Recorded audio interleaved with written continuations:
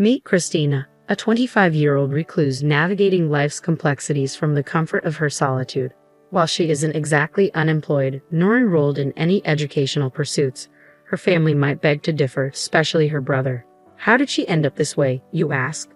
Well, it all traces back to her deep-seated mistrust of people, a sentiment rooted in her tumultuous experiences during middle school.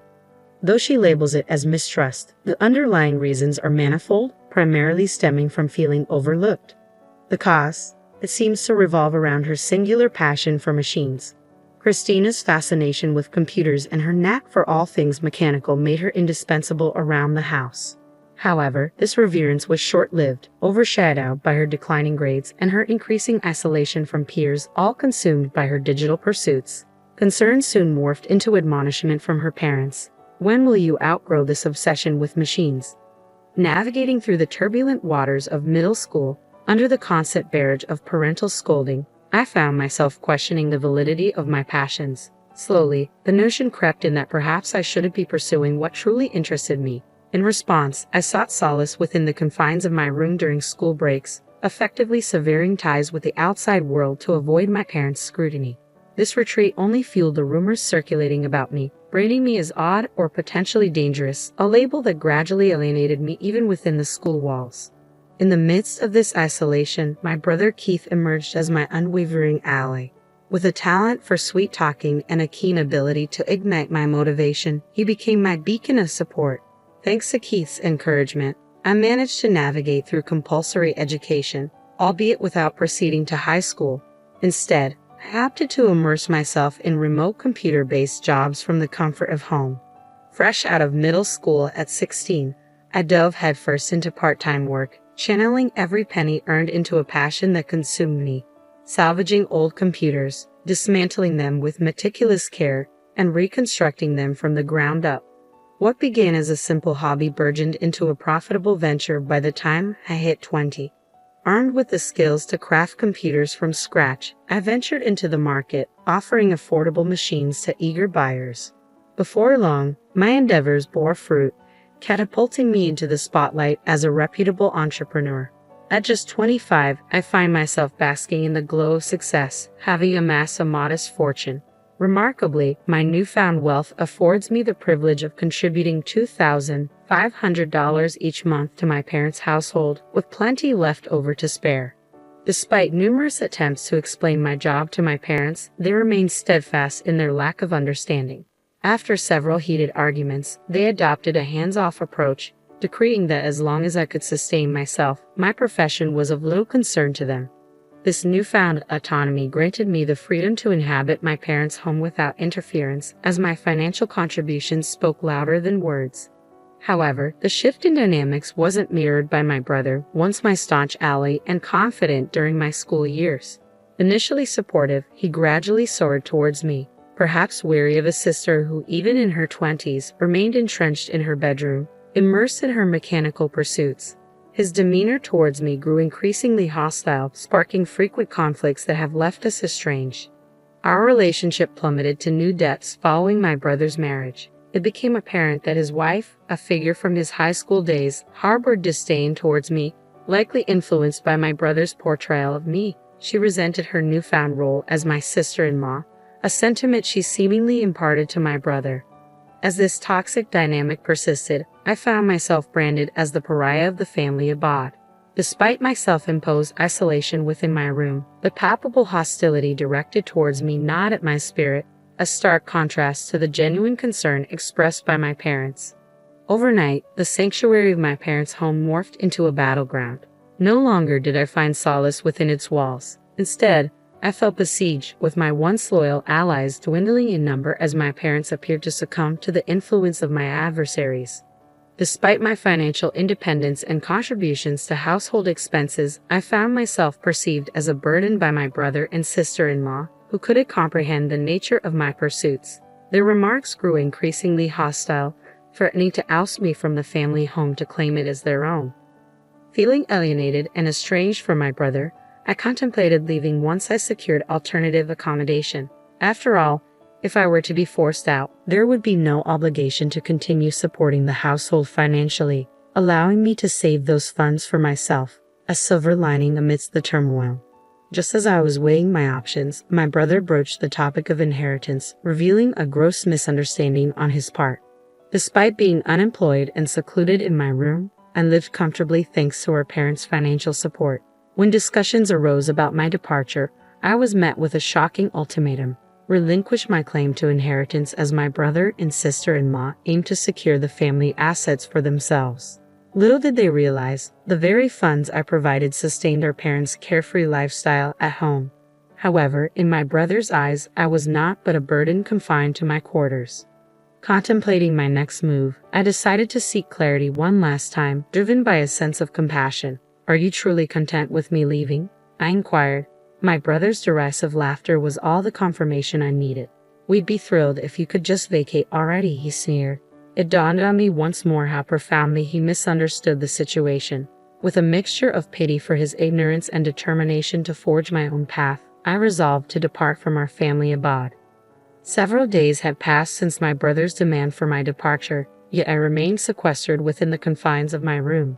Despite my brother and sister-in-law's relentless efforts to evict me, their tactics only fueled my determination to resist.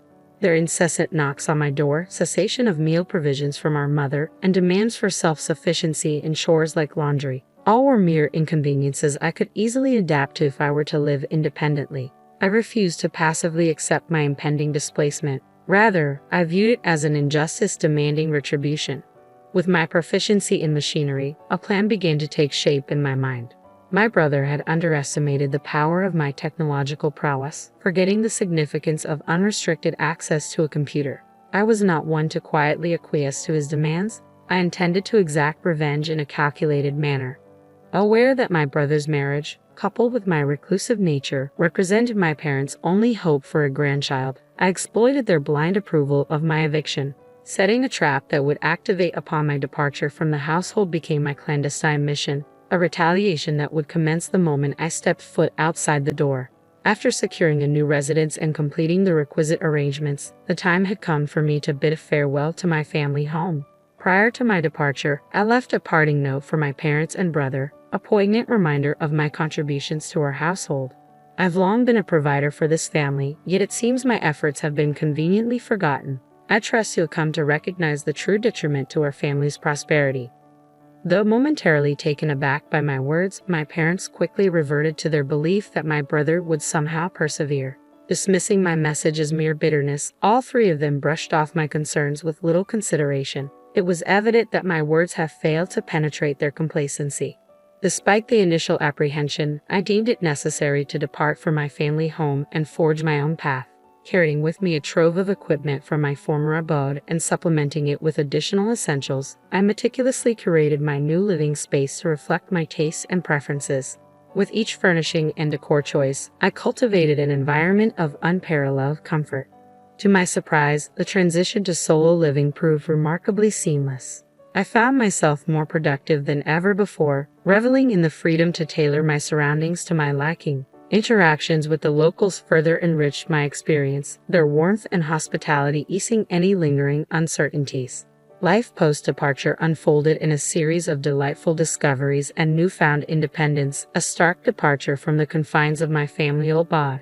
Amidst my newfound contentment, I couldn't help but ponder the impact of my absence on my family's circumstances. However, any concerns were momentarily set aside when my mother's unexpected call interrupted my reverie. "Christina, did you tamper with our machines?" My brother's accusatory tone cut through the air. "What? Tamper with the machines?" I replied, feigning innocence. "Yeah, something's definitely off with the computers and electronics lately," he persisted. "I have no clue what you're talking about. I used to handle them out of goodwill since we're family, but since you deemed me a nuisance and ousted me, even if you're my parents, you'll have to pay the standard rate," I retorted, unapologetic. "Are you serious? That's awfully greedy of you. We're your parents after all. Can't you cut us a break?" my father interjected. "In that case, I'd rather extend discounts to my friends. Unlike you, they don't treat me poorly," I shot back, my resolve unyielding. "Fine, you're nothing but a miser," my brother spat, his frustration palpable. Internally, I let out a sigh of relief as I recognized the familiar issue at hand, grateful that another trap hadn't been triggered. Handling the situation calmly, I addressed my mother's abrupt hang-up and the subsequent spiteful email. It struck me as immature, her reaction akin to that of a sulking child. Who was the real adult in this scenario? I couldn't help but wonder. Such behavior seemed not just self-centered, but outright selfish. Regarding the family computer, all I had done was revert the status adjustments I had previously performed for my family free of charge back to their original settings. To an untrained eye, it might appear as if the computer had spontaneously malfunctioned. When I suggested they contact the company for repairs as an individual, they responded with a tantrum, but such reactions were par for the course, and I chose to let it slide. 6 months had passed since my expulsion from the family home, and just as I was settling into my newfound independence, my father reached out with a phone call. I hate to ask, but can you lend me some money? My father's hesitant voice came through the phone. Lend me money? What do you mean? I responded, caught off guard. It's just that your brother and his wife have been spending recklessly. They seem to think we're swimming in cash, and it's been nothing but demands from them. They're always asking for money to buy this or to go there. I have no idea where they get these ideas. Why do they always come to me with their financial woes? Isn't it supposed to be the other way around? Parents helping their children? My father lamented. That's easier said than done. Well, even $500 would help, he continued. I'm not giving you anything. I won't lend you money either. I have no intention of financially supporting you anymore. But if you pay me for my services, I'll work on your machines, I stated firmly. You've become so stingy. I guess what Mom said was true, he retorted. During my unemployed years, he had the nerve to say things like, you used to do whatever you wanted at home, and he kept grumbling about other things. But I didn't care. I just hung up, I concluded, ending the conversation. My father's emails may have ceased, but his incessant phone calls intensified, ringing more than twice a day, prompting me to muse, what troublesome parents I have. A few days into this relentless barrage of communication, my brother, clearly in a tight spot, reached out next. When I questioned him about their sudden interest in contacting me, he countered, let me ask you this. Why was our family home affluent in the past? It dawned on me that he must have suspected their financial predicament had deteriorated since my departure, but it was too late. My current residence had become my sanctuary, a place where both my work and life flourished. There was no chance I would relinquish it again. Perhaps the reason behind our family's wealth was my monthly contribution of $2,500 to the household. Though not obligatory, I felt a sense of indebtedness to my parents for raising me, hence my willingness to give more.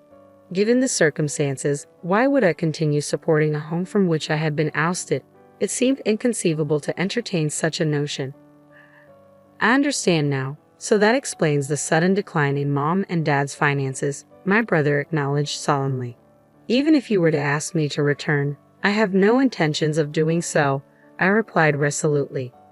I get it. Reflecting on it now, our actions were unforgivable. I'm sorry, he offered. It's too late for apologies. Besides, I have no desire to be involved with any of you in the future. Please refrain from contacting me, I declared firmly. Hey, wait, my brother's voice pleaded desperately as I ended the call. Determined to sever ties with my family once and for all, I made the decision to cancel my cell phone contract. I couldn't bear the thought of enduring any more calls about various matters from them. 5 years have passed since I terminated my mobile contract and embarked on a life of solitude. During this time, I found love and got married to a partner who not only shares my profession but also understands and supports my lifestyle. He's a compassionate soul who willingly shares the burden of household chores, allowing me the freedom to pursue my passions.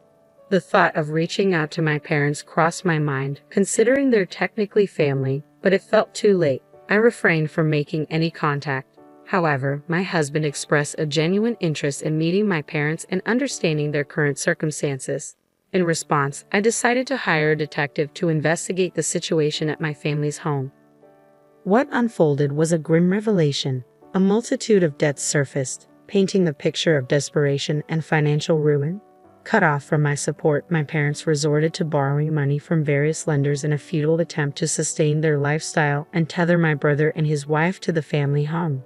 However, the borrowed funds only piled up, accruing interest with no hope of repayment, leaving them drowning in debt. The debts attributed to my parents alone exceeded a staggering sum of $100,000. To secure these loans, the house was used as collateral, ultimately resulting in its foreclosure.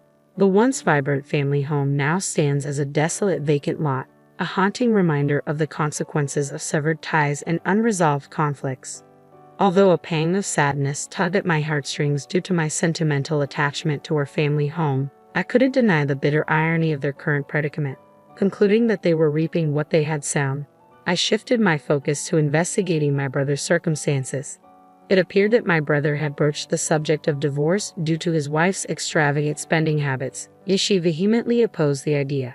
As they navigated through a drawn-out legal battle, it became apparent that this process was both time-consuming and financially draining. Despite his attempts to part ways, his wife adamantly resisted, leaving them at a standstill. Moreover, with no children in the picture and rumors swirling about my brother's infertility, I felt a twinge of concern. Dispatching the detective to the hospital where they sought treatment, the disheartening truth emerged. My brother was indeed infertile, his condition bordering on sterility. The doctor's prognosis painted a grim picture, suggesting that natural conception was nearly impossible. The hope my parents harbored for a grandchild from my brother and his wife, coupled with their decision to evict me when that expectation wasn't met, ended in disappointment and dissolution. With the family home sold off to settle debts, our family found itself in a pitiful state. Even a cursory investigation revealed the dire circumstances they faced. It became evident that engaging with them in their current state would not be advantageous for me or my husband. With a loving husband, 4 children, and a faithful dog, we had forged a life far removed from their struggles, a life they once idealized. Knowing that they would likely try to exploit our situation if they were aware of it, I took preemptive measures. I visited the local office to ensure that my information could only be accessed there. I resolved to keep my distance from them and asked my husband to refrain from any gestures of greeting towards our marriage. Though initially disappointed, he understood the gravity of the situation once I explained it, and he hasn't raised the issue since. As the turmoil at my family home begins to settle and the prospect of reconciliation looms on the horizon, I hold on to hope that I can mend the rift with my parents and brother.